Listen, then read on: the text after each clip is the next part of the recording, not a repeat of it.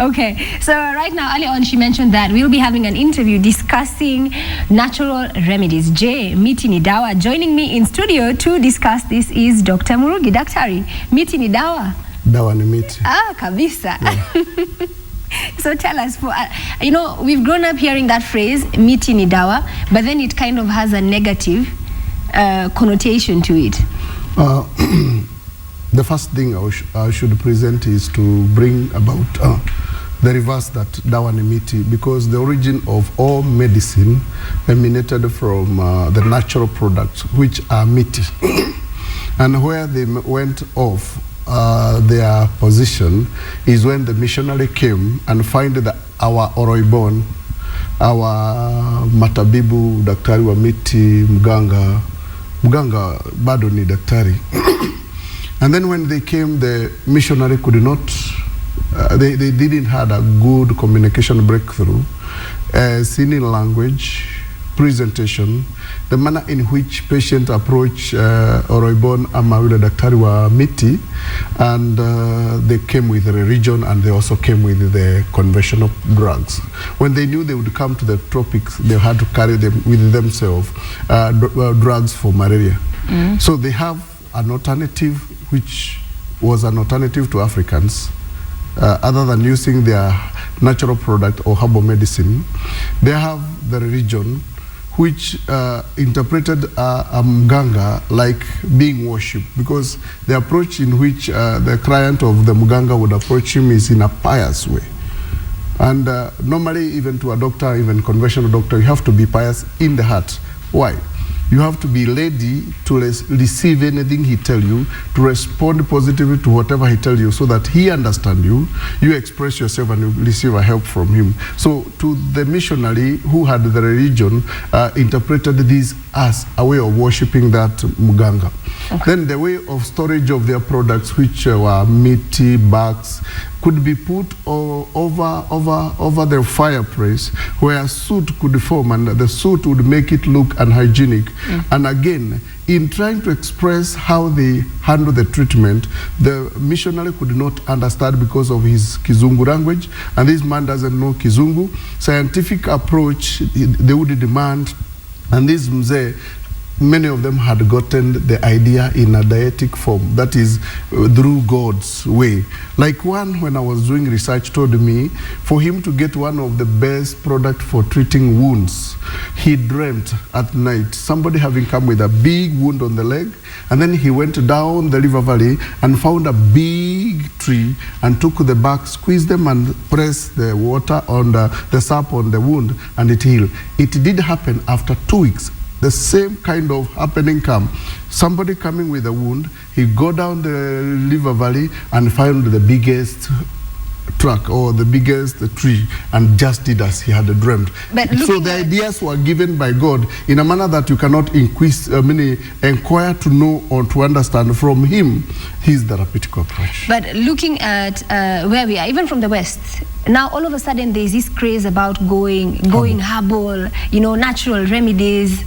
So would you say that the same trend is ongoing in Kenya? Well, this have happened because after the formulation was extracted from natural and then formatted in a conventional way by combining a chemical compound and another product and another one to make a compound which look like this, the body or the recipient of the product, which are now conventional or chemical drugs, was not ready for the formulas, because when they get into the body, they disintegrate and form some other things that cannot, they change the metaphors into a different thing that cannot be disintegrated by the body, and thus is left in the body and cause some harm to the body. So now, after realizing this, the formulators of the conventional, who are the first world, have realized they are harming themselves with the long use of the chemical product, and for that they have gone back to natural, to a point of like wanting to ask for a herbal.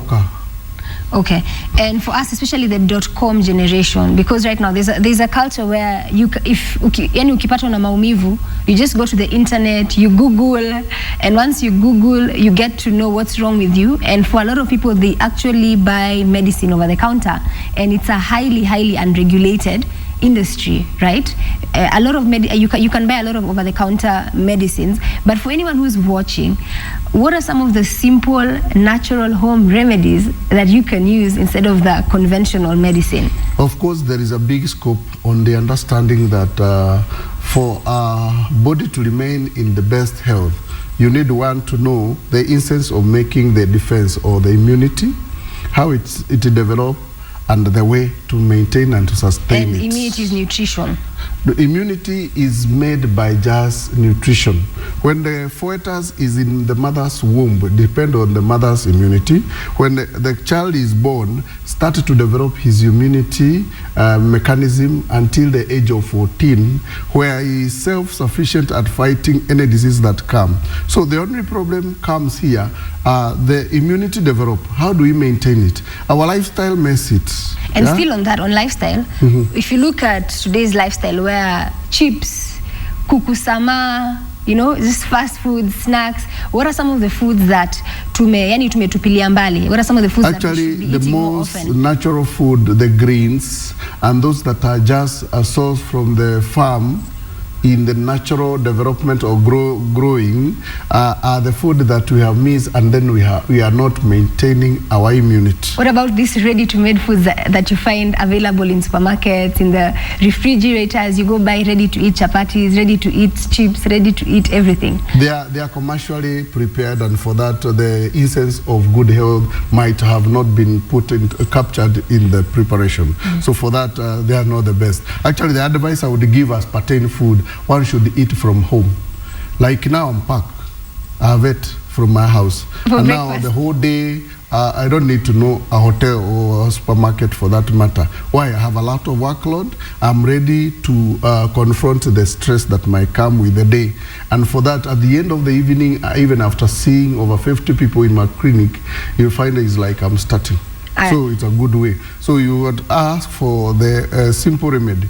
Like a lady with a young kid, an infant, would spend a sleepless night because of cough.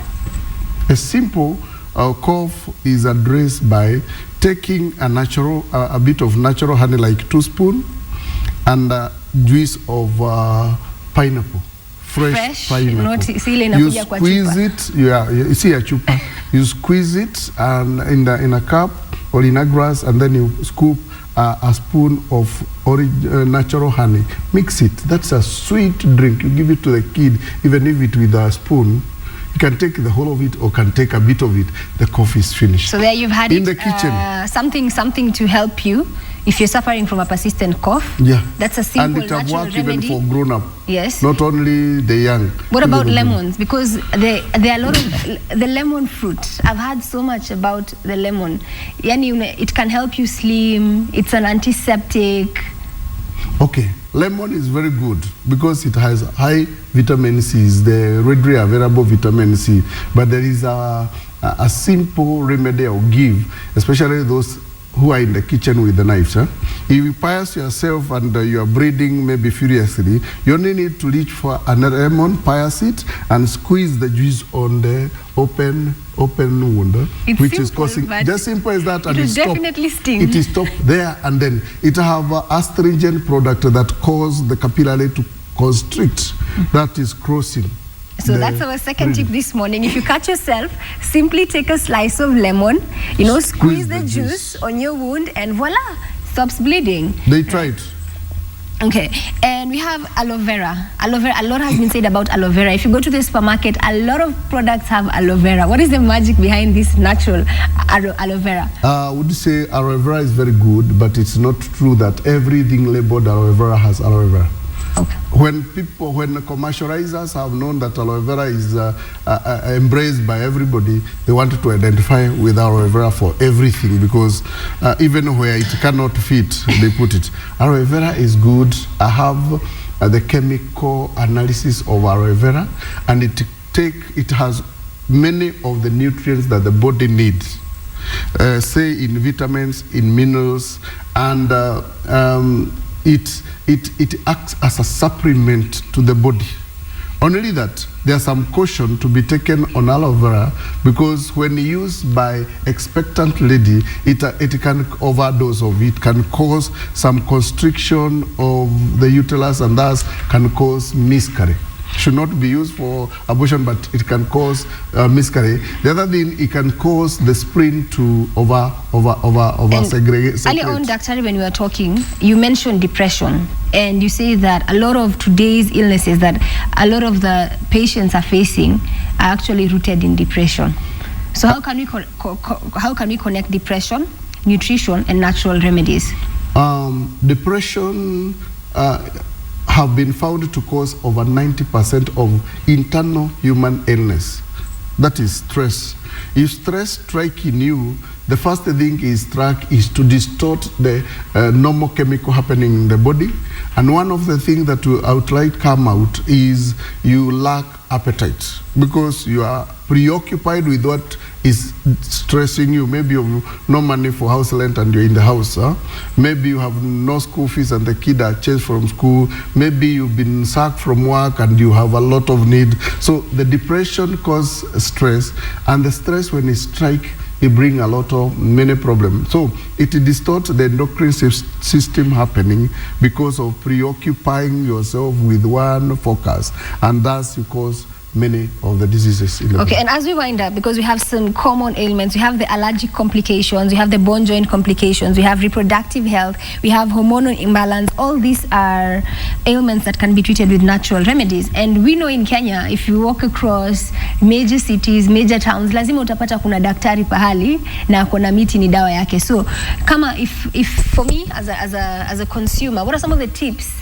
What are some of the tips that I need to look that I need to look out for to make sure that this person, whatever it is they are selling me, is one, hygienic, two, yani ni kitu haita nidhuru?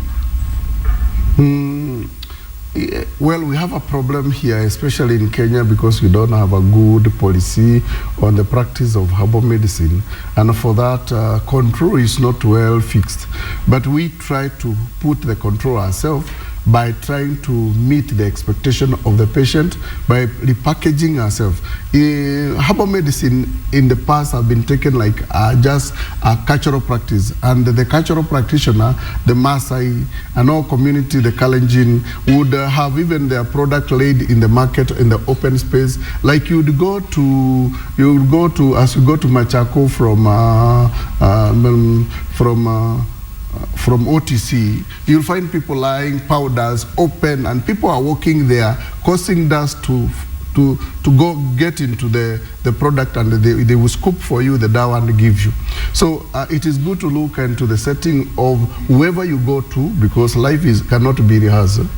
If you endanger your life and it go, you cannot capture it back, because you have been very well said. So it is important to look into the setting of this person, where he is located, how he has packaged his product, how have he sealed his products, and the best, and also how long have he been in the practice, what is his fame and in his practice. I would say, like you said, all those category of complication we have a remedy for, and with us we say we have treatment for over 95% of the chronic illness, and given time, in the papers and other media, we are arguing how we approach them, and we have a database of people who visited us and walk away free. Our crema database. Okay, thank you very much, Dr. I do hope that you've learned something this morning on herbal remedies, and obviously they can be used to complement conventional medicine. Right now, over to you, Sophia. Yes, amazing lessons we've learned there, Tamima. And the one on the, what was it, lemon? The lemon. Yeah, what was that again? You squeeze it? That has to hurt. Yeah, it must. No, very slight feeling. Very slight of the citric of the lemon, right. But after a short time it go. But it arrests the breathing. You can breathe and faint. I think more people will prefer to use lemons to slim down. I know, in hot water, slim down. And today is the first time I've actually heard you speak Swahili. Wow. I do speak Swahili. Girl, you go. Kwanza, because of that, nitaongea Kiswahili hadi the end of the show. Hadi the end of the show. That is not the end of the show. Is not Swahili. Hadi mwisho wa kipindi. Thank you, Daktari. That was great information there on herbal medicine. And Tamima, KTN Leo is looking for you. Asante sana, Dada Sophia. Let's move on. Oh my gosh, you should just say that.